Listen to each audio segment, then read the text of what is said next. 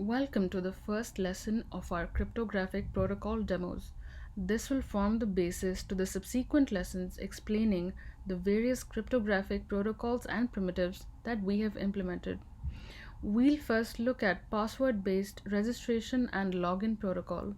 This protocol basically uses a hashing function, which in our case is SHA-256, that hashes the passwords before storing them in the database. Let's start by looking at what hashing is and how it works. When a password has been hashed, it means that it has been turned into a scrambled representation of itself. A user's password is taken and a hash value is derived from the combination of both the password and the key using a set algorithm. In our project, we use SHA-256, which is currently recommended for secure hashing.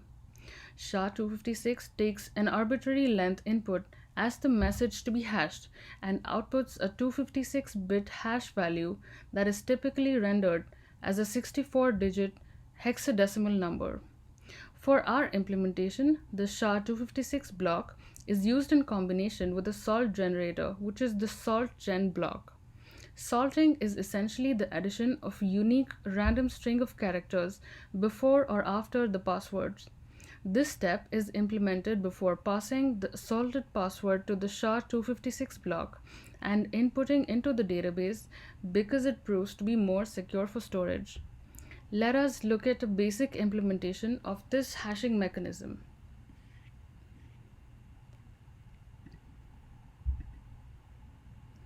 Here we use a salt_gen block and a concatenate block along with the SHA-256 block. Pressing the play button will show us the output, which is the 256-bit hash value in hexadecimal. So this is the hash value.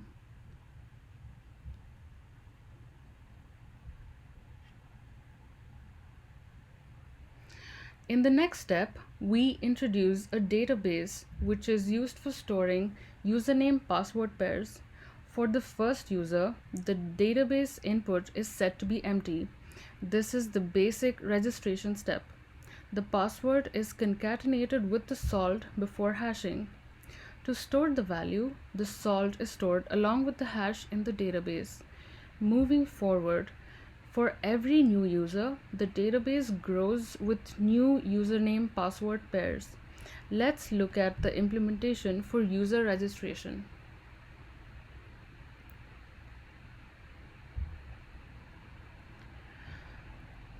The user inputs a username and a password.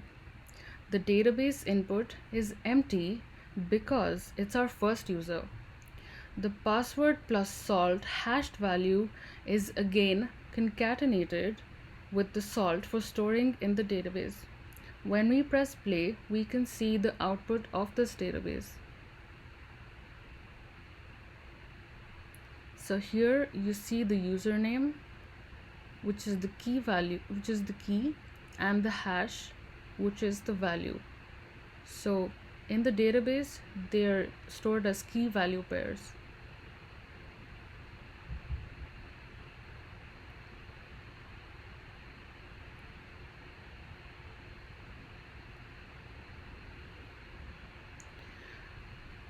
When we have existing users, the username is checked within the retrieve from database block. We start off with an empty database and add the username password during the registration step, which is the first part of this implementation. Once we have the database with a non-zero number of entries, we move on to the login step. In this step, we retrieve the hashed password given the registered username. The hashed password is then compared to the password given as input by the user during login. The password is concatenated with the same salt before hashing to compare. If the two hashes are equal, the user is given access via login. Else it returns false and login cannot be completed. Let's now look at the circuit.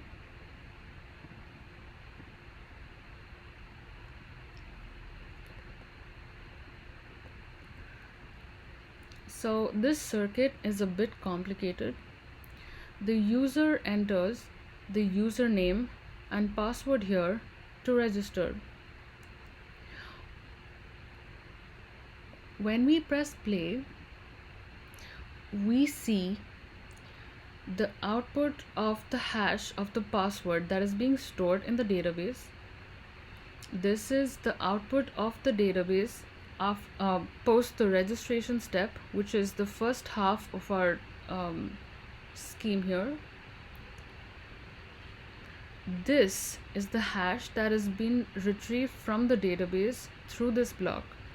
So this is the hash that pertains to username 1 who registered in the first step. And the password is required to be entered by the user in over here. And once they do that, when you press play, if both the passwords match, since it uses the same salt to concatenate and then hash, the resultant is true if both the hashes match, else it's false. So when we have true, it means that the login was successful. If it's false, then it means that the login cannot be allowed and the user would not be given access.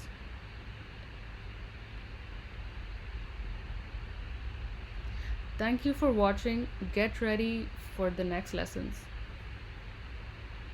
Lesson is about symmetric cryptography.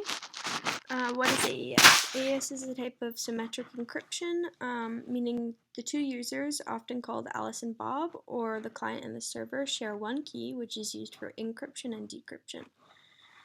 AES is a block cipher, which is based on a design principle called a substitution permutation network, which we learned about in class. This type of encryption scheme uses several rounds of different permutations and substitutions to create a ciphertext, which is completely unidentifiable with regards to the plain text. We chose to use AES and CCM mode to add the extra benefit of authentication and integrity to each message. Two primitives are combined in this protocol, a MAC and encryption. First, a CBC MAC of the message is generated, which we attach to the message as a tag. The message and the tag are then encrypted using AES CBC mode, resulting in an authenticated encrypted message. In this lesson, we'll illustrate AES as well as how a MAC works separately to show the inner workings of CCM mode. The MAC we'll be demonstrating is HMAC. Although HMAC isn't the exact type of MAC used in AES, its functionality is similar and will help demonstrate its use within the protocol. All the cryptography used in these blocks is done using the SJCL, the Stanford JavaScript cryptography library. And so here we go. We'll start with HMAC. The HMAC block we've built has the option to provide a key or to generate one. In this demo, the HMAC block generates its own key. The user provides a message and the block, using the message input and generate a key, runs this line of code in particular, which generates the HMAC. And then what we do is we concatenate this HMAC with the original unencrypted message and output it. So I'll demonstrate that now. So here's the circuit. We can move things around and stuff, and I'll get the HMAC of good morning. So basically this was built for digital circuits, so some things output before others, so sometimes we need to run things twice for it to work, but here it is. Here's the original text with the HMAC of the text, concatenated using this block, and the HMAC is generated using this block.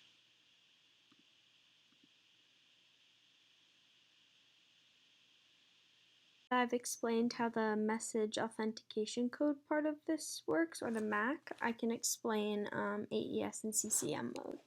So this is what I'll demonstrate in a few seconds, but I just want to explain it first.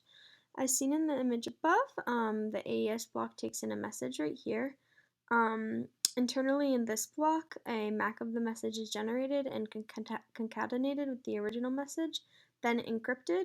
The encryption is sent here to display and here to decrypt, and then the decryption is displayed here. It's encrypted using this line of code, and this password phrase is used to seed a random generator and creates a random key. But that's done internally within the SJCL library. And this AES method can also be used with the Diffie-Hellman key.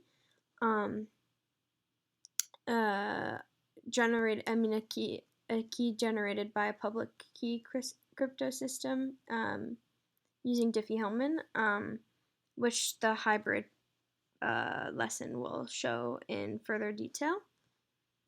So here we go with the demonstration. So here we see the message goes into this block, and we'll see now that it gets encrypted and then decrypted.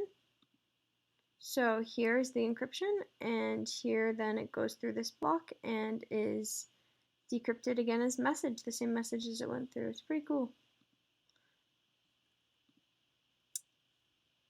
So we faced a couple of challenges when creating this specific cryptographic primitive because the library was a little bit difficult to get used to, and integrating it with the Brainbox GUI was pretty difficult because it was originally made for circuits.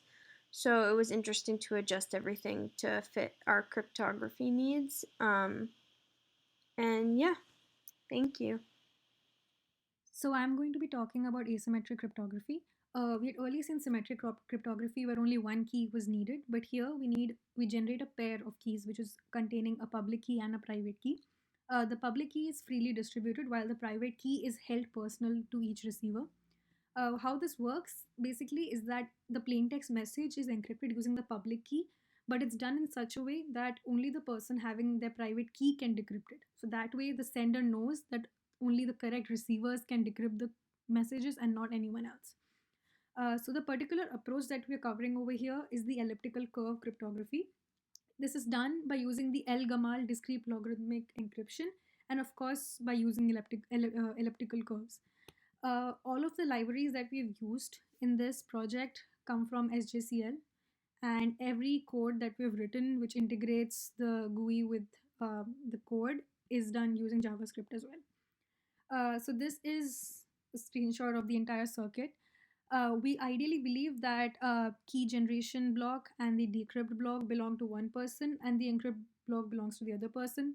So how it works is that key generates a key pair, a public key and a private key, and it sends the public key to the encrypt block and shares its private key with its own decrypt block. Once it sends the public key to the encrypt block, we encrypt the input plaintext message over here with the public key and generate a ciphertext. This ciphertext, we've displayed it here, and it's also sent to ECC decrypt. This ciphertext, along with the shared secret key of itself, is used to decrypt the message, and that is done as an output over here, which we've seen. So that's exactly how it works. I have attached a little bit of a library code over here, basically the libraries that we're using to implement this roughly. Here we can see that SJCL uses the ECC and L-Gamal libraries to generate a pair of keys. 384 is the bit of the primes. It basically is 384-bit primes used for elliptical curves. We have the generating cipher over here, which uses the public key and the plaintext, and the plaintext generated by decrypting using the secret key and the ciphertext. So you can show the running of the circuit as well. Here we have the circuit, and when we press the play button, we see that key generation and encrypt has been done.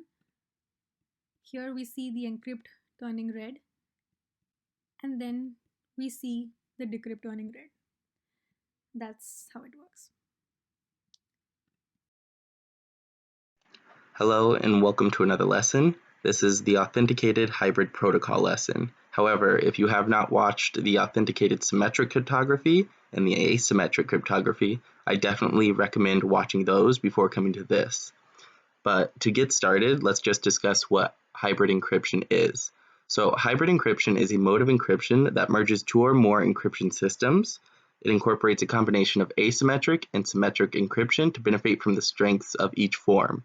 So asymmetric giving security, symmetric giving speed. The hybrid encryption system that is implemented in this GUI uses a Diffie-Hellman exchange as the asymmetric cryptography to get the shared secret key, and then goes to AES for the symmetric encryption. This lesson covers how to develop this hybrid encryption protocol using the Brainbox GUI. So if we scroll down here, we can see how the circuit looks in its finished form.